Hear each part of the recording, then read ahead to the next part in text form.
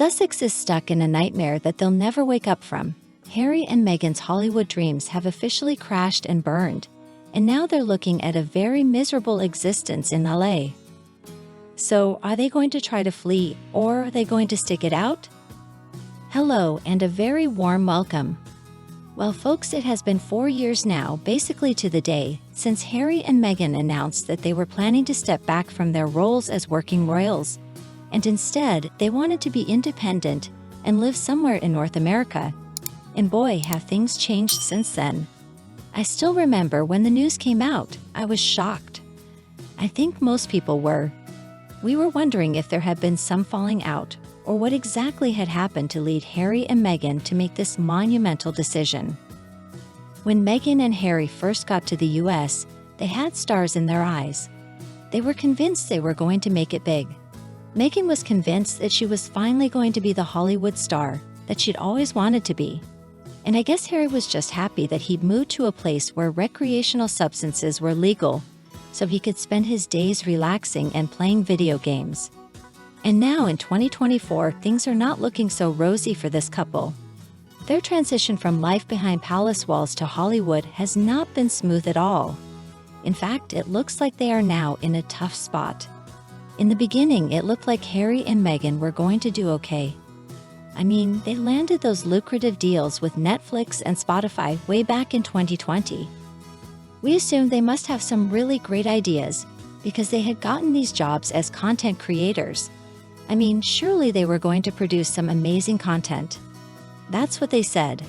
They also claimed they were going to do a lot of charity work, that they really wanted to help people, that even though they weren't working royals anymore, they believed that service is universal. For the first couple of years, most people tried to give Harry and Meghan the benefit of the doubt. After all, the world was caught in this pandemic, so we could understand why they weren't churning out the shows and podcast series and books like they promised. But in 2023, things really changed, because in 2023, it became clear that Harry and Meghan were trying their hardest. It was just that they didn't have anything to offer. So 2023 was when the ties really began to turn. That was when people stopped giving them the benefit of the doubt, and instead, they became the butt of jokes.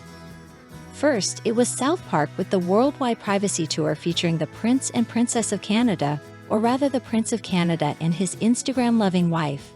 And then Family Guy took a turn, too, portraying Prince Harry and Meghan Markle lounging by a pool, while a butler comes and tells Harry that his millions of dollars are ready that he received from Netflix for doing absolutely nothing. And now the latest incident happened at the Golden Globes.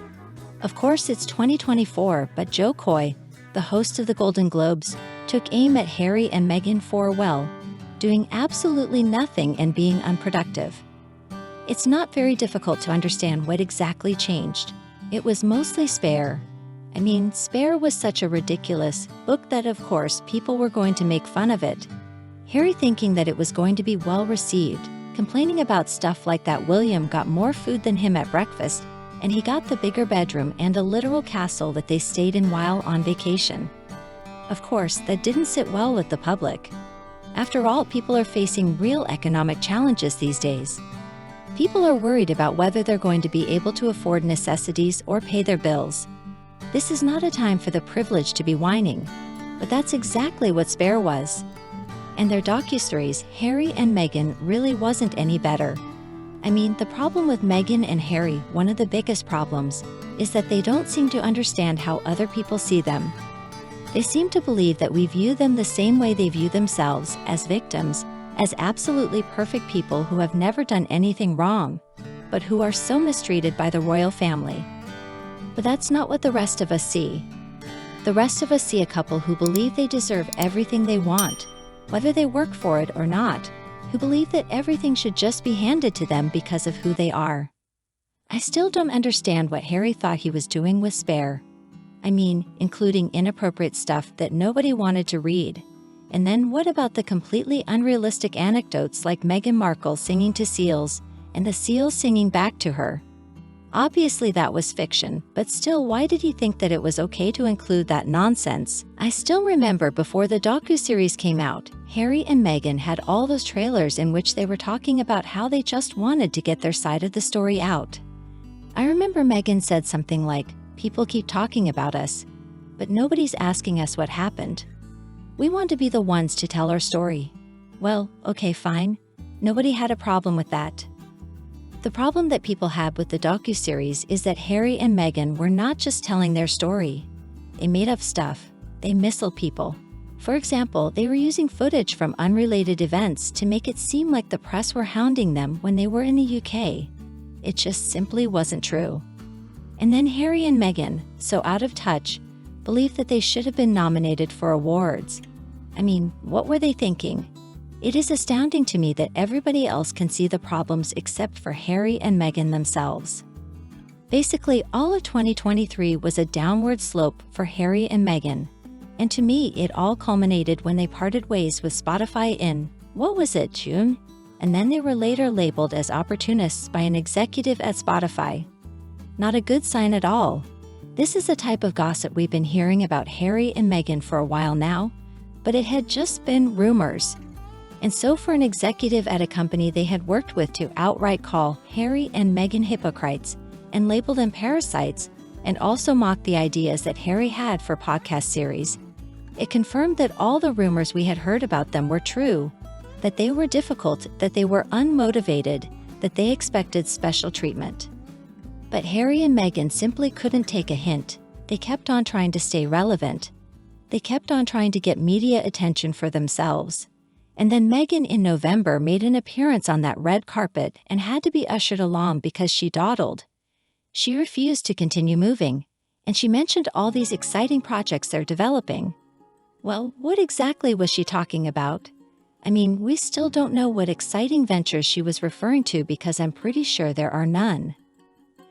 So maybe Harry and Meghan were hoping that 2024 would be their comeback year, as one story claimed, but so far it's more of the same. I mean, just consider what happened at the 81st Golden Globe Awards in Hollywood on Sunday night.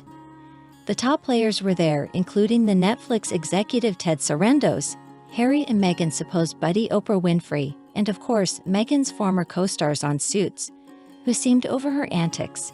And there was more than one barb aimed at Harry and Meghan by Joe Coy, the host. Not only did he poke fun at the fact that they contribute zilch to Netflix, but he also quipped about Imelda Staunton's portrayal of Queen Elizabeth II in The Crown. He joked that the Queen did more acting in that one scene than Harry and Meghan have done in their whole careers. And of course, the crowd roared with laughter because that hits the nail on the head about what Harry and Meghan are infamous for nowadays: doing absolutely nothing productive but still expecting million-dollar paychecks. And then, when all else fails, turning to Harry's relatives for handouts as if they hadn't thrown dirt on them countless times before. It's this kind of attitude that rubs people the wrong way. It's this kind of attitude that means Harry and Meghan are bound to fail. And at this point, we are also seeing so many signs that Harry and Meghan are no longer a united front. They are no longer a team. Nowadays, when the media discusses them, it's Harry or Meghan separately. And I see the media's stance towards them shifting. They're portraying Meghan as the antagonist and Harry as the unwitting victim. Is this accurate? Unclear, but it's certainly the legacy that will remain. Personally, I do think Meghan is the manipulator. I believe she's a malicious person who took advantage of a gullible prince. So what's going to happen to Harry after he and Meghan finally split? He'll return to his relatives. But Meghan's future is the real mystery, and it's something she should think hard about.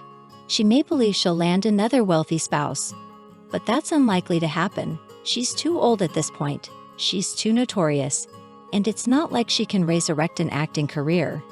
She's already known as lazy and hard to employ. And the crazy thing is Meghan won't even ask herself if it was all worthwhile. She'll just focus on getting as much as possible in the divorce settlement and then finding some other mark to exploit. But what do you think about the trajectory of Harry and Meghan? Please share your take in the comments below. If you enjoyed this video, give it a like and share it with anyone else who would appreciate it. Thanks so much for watching. Have a wonderful day and happy 2024. I'll see you in the next video.